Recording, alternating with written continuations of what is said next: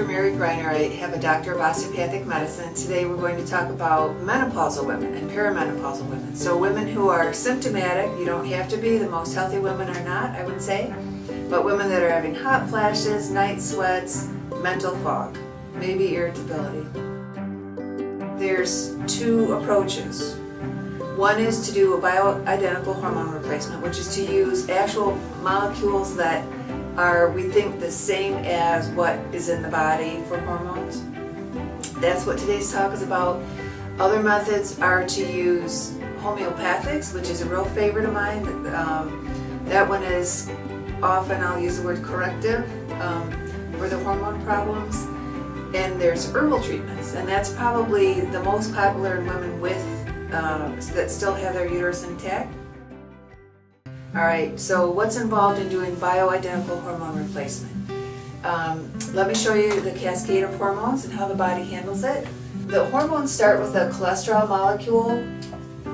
Cholesterol is not all bad. It has good functions. It's actually in every cell membrane of our body. But it's also used to create female and male hormones. So the cholesterol goes to pregnenolone. Pregnenolone goes, some of it to DHEA, some of the pregnenolone goes to progesterone, some of the DHEA goes to estrogen, some of the DHEA goes to testosterone. So as women, we still have testosterone. Men have a little bit of estrogen and progesterone. It's a matter of balance and percents. Okay, so then the progesterone, some of that goes to cortisol. Cortisol is an adrenal hormone, and it's used to give you pep and endurance. DHEA is also an anabolic hormone. It's one that gives you vitality. Still, we want the right amount. If you have too much cortisol, it ages you fast. If you have too much DHEA, it goes to testosterone, and as women, no, we don't want that, okay? So in menopause, I would say the most common things are either an imbalance between the estrogen and progesterone, or a very low estrogen or a very low progesterone.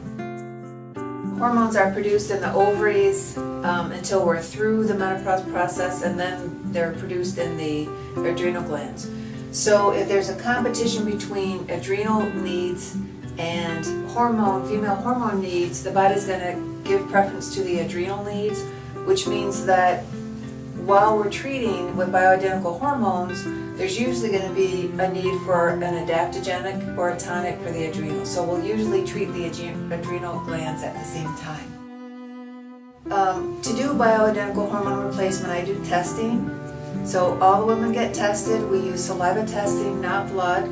Blood gives a storage form, which can be very misleading. We want to see the active amount of the hormone.